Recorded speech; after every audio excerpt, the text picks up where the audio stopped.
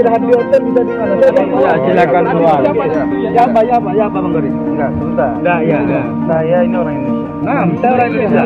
Kalau kalian mengusir orang dari satu tempat di Indonesia itu melanggar hukum. Tidak di Indonesia, tidak di Indonesia. Sekarang ini kalian jangan begitu cara kalian orang Islam. Mikir Al-Afwan. imbasnya Bang Gori, ya Afwan ya. Sama-sama. Kalian tahu saya provokasi dari mana? Coba buktikan. Assalamualaikum warahmatullahi wabarakatuh. Jumpa lagi dengan saya di channel Tasamu TV.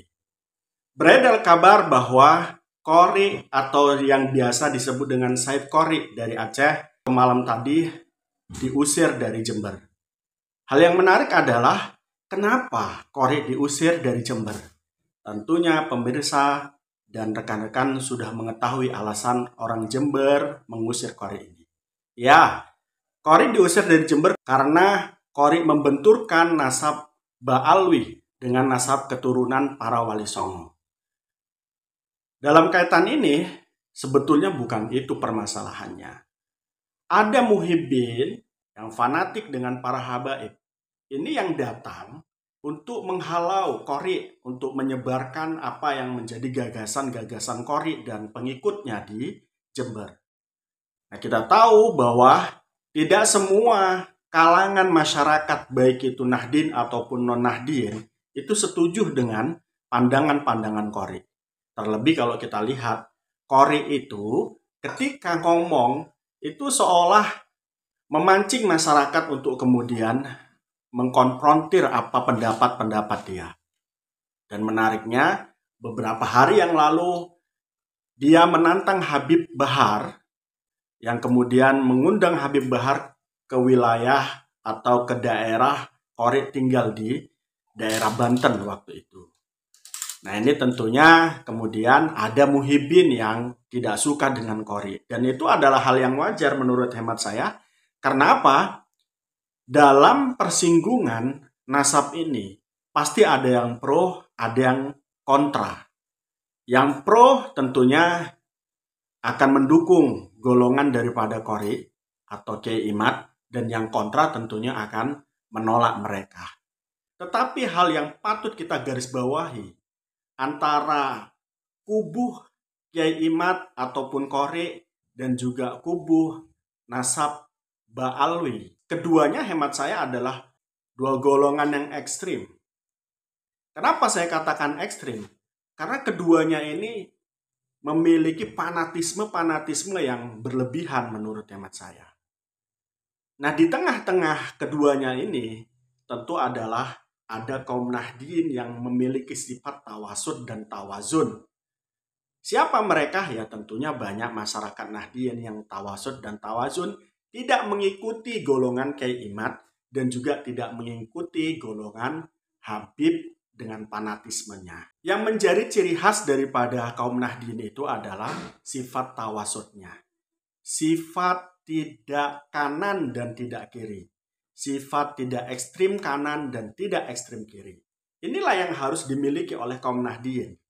Yang saya kira tidak akan terpecahkan mendukung Ba'alwi ataupun tidak mendukung Ba'alwi. Mendukung keturunan para wali songo dan tidak mendukung para keturunan wali songo. Sifat tawasud ini adalah ciri khas daripada orang Nahdien. Dengan sifat tawasud ini, orang Nahdien atau kaum yang mengikuti organisasi Ahlussunnah wal Jamaah Nahdiyah itu tidak akan terpecah belahkan dengan apapun problematika dan apapun konflik di dalam Islam itu sendiri. Yang pasti, dengan adanya konflik antara nasab Ba'alwi dengan Kiai Imad dan kawan-kawannya, itu adalah merupakan ujian dan filter daripada kesungguhan kaum Nahdien, apakah mereka tetap mengikuti nilai-nilai yang diajarkan oleh ulama dan masyayikh daripada Nahdlatul Ulama atau tidak. Ketika mereka betul-betul mengikuti prinsip-prinsip dasar daripada kaum Nahdien, maka mereka tidak akan terpecah dan tidak terganggu terkait tentang konflik nasab Ba'alwi dan Kiai Imad. Kira-kira Anda semua yang menonton video ini itu di bagian mana? Apakah pendukung daripada Nasab Ba'alwi atau pendukung daripada Kiai Imad? Itu terserah Anda. Dan kami kaum Nahdliyin masih memegang prinsip-prinsip dasar daripada prinsip yang diajarkan oleh Masyayikh dan pendiri daripada Nahdlatul Ulama, yakni tawazun, tawasud, istidal, dan lain sebagainya yang merupakan prinsip daripada Nahdlatul Ulama sendiri yang harus kami pegang dan harus kami jiwai dalam kaitan itu. Sehingga kami tidak terbawa dalam konflik daripada Nasab Ba'alwi dan juga penentangnya dalam kaitan ini Kiai Imad.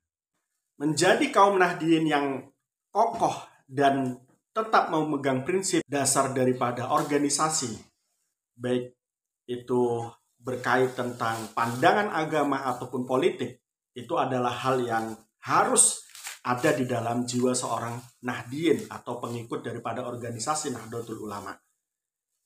Dan adapun ujian-ujian berkait tentang politik dan juga yang berkait tentang keagamaan, itu ditanggapi dengan tidak kanan dan tidak kiri, tetapi di tengah-tengah. Di tengah-tengah bukan berarti mencal-mencil, tetapi berpendirian tinggi bahwa kemuliaan dan kebenaran itu adalah dengan cara mempertimbangkan kebaikan dan kemadorotannya. Demikian dari saya. Assalamualaikum warahmatullahi wabarakatuh.